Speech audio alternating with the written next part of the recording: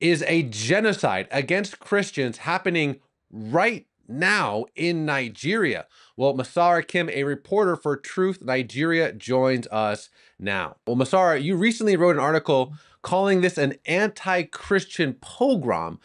What is actually happening in Nigeria? The simplest way to describe what is going on in Nigeria is a genocide that, just as you said, it is entirely a religious cleansing targeted at Christian communities.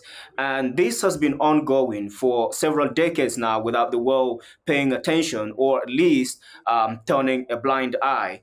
In the last couple of days, precisely from the Sunday, the 25th, we have had ongoing relentless attacks against Christian communities approximately 55 miles south of Jos, the capital of Plateau State. And these attacks are part of a pattern, they follow a pattern of violence that has killed more than 200 Christians in the central region of Nigeria since the holy month of April. On Palm Sunday, which was April the 13th, just as Christians in the western part of Jos were settling for the evening after celebrating Palm Sunday with shouts of hallelujah.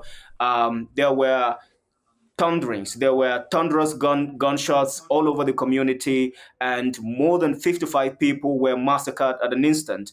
And dozens of houses were burned down. And interestingly, or rather more heartbreaking, is the fact that children and women form the vast majority of the victims of these massacres. Hmm. In one particular room, I walked into a room where I saw the bodies of 8 children from ages between 3 and 8 that were literally slaughtered, right? They were literally slaughtered, and you could see their brains plastered on Oh, the walls, and you could see the room was entirely flooded with their blood. And I just could not imagine what manner of human being would do that. And yet, the world tends to. well, Masara, you sent me a video before we got started and again, if you're watching this and you're a little queasy, I think it's important for the world to see this. You sent us a video of basically a mass grave. What happened there? When was this? Yeah, so I was trying to describe a situation, an incident that happened, and it's still ongoing in an area called Mushere, Mushere, located in the Bokos County, where terrorists shouting Allahu Akbar have embarked on a mission, a mass village burning mission. That these attacks started on the evening of May the 25th, on a Sunday evening, with the murder of a pastor. He was attacked in his residence and killed. His wife was injured and left for dead alongside with another resident in the house. And by the following morning, just when the survivors were being conveyed to the hospital, and the body of this pastor was also conveyed to the mortuary, these terrorists returned and killed um, 7 more people, right? And after the military intervened and pushed back these invaders, the following morning, while the mass burial for these 8 people, these 7 people that you saw in that video, was ongoing, these terrorists mobilized and came back again, this time around in a larger number. Residents and witnesses describe the force as more than 500. They estimated the force that attacked, the mourners to be more than 500, and they literally had to abandon the corpses on by in that mass grave, and flee for their lives before soldiers later accompanied a few people much later at night to bury them. But then it didn't stop there.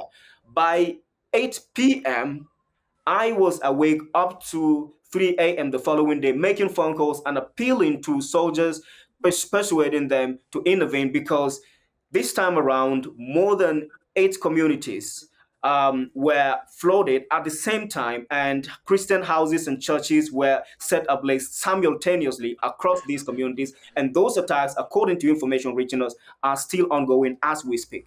Well, Masara, we're talking about anti-Christian pogroms. We're talking about mass graves. We're talking about terrorism. We're talking about kids being killed because they're Christian.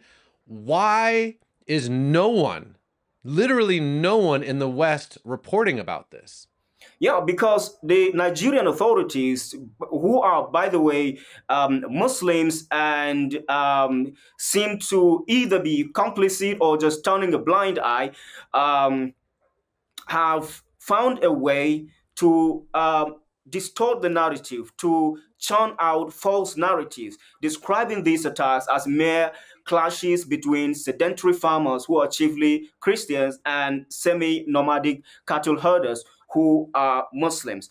And it appears that the US authorities, particularly under the previous administration of President Joe Biden, have bought into these lies and have continued to spread the lies, distorting the narrative, hiding the truth about the attacks, making the world believe that this is not a situation to be concerned about, and therefore let's just allow them to deal with their issues. These are just clashes between different ethnic groups or people of different groups, and therefore let them deal with their problems. But again, what is going on is an agenda, a clear cut, calculated agenda to eliminate Christians in Africa's most populous nation and impose an Islamic caliphate, a caliphate governed Hmm. by extremist ideologies, governed by Sharia. And I say this confidently because I have been covering this violence for the past 15 years. And I have seen communities, Christian communities, uprooted and replaced with Muslims, and those communities are not just turned to no-go zones for Christians, but they are also converted to staging grounds for more terror attacks. I remember a particular incident. I mean, on a couple of years ago, on June the 23rd of 2018, I was attacked. My team was attacked at a location approximately 30 miles southwest of Jos, at an intersection leading to a town called Mahanga. Now, you can look that up on the internet, on Google Maps, search the town Mahanga, Mahanga. Now, that town was initially a Christian town that was attacked precisely on September 11, 2001. Now, this is a story that the world does not even know. Even the Christians and the rest of the people in the United States do not know. While Al Qaeda terrorists were wreaking havoc in the United States, where they eventually killed more than 2,900 people in a terror attack that remains perhaps the largest and the most devastating in history. Another set of terrorists, also shouting Allahu Akbar, marched to this town, which was originally known as Rankum, spelled Rankum, and killed more than 200 people and displaced the remaining residents and instantly took over the town. As we speak, that town has not just served as a staging ground for more terror attacks, but has produced more Mahangas like it. So there are more than 150 communities that have been captured by terrorists acting on the orders of their superiors, their warlords, their commanders in Mahanga, or with active collaboration of terrorists in Mahanga to capture more communities. And this is happening over and over again. So the area that has suffered the latest attacks is one of those that has managed to survive the attacks through the efforts of civilian guards, civilian volunteer guards, who, by the way, just managed to defend with makeshift weapons, chiefly homemade single-shot pipe guns and hunting rifles, which are never in any way effective to repel these attacks. Well, Masara, your perspective is absolutely crucial. We're going to do our part to continue to tell your story. We're going to have you back on because, just being involved in this story, past few months, unfortunately, tragically, news breaks every week, if not every single day. So Massar Kim, we will have to have you back on. But as for now, God bless, my friend. We will be praying for your safety, your team, and your family safety. Thank you for coming on. It's quite a pleasure, and thank you for having me.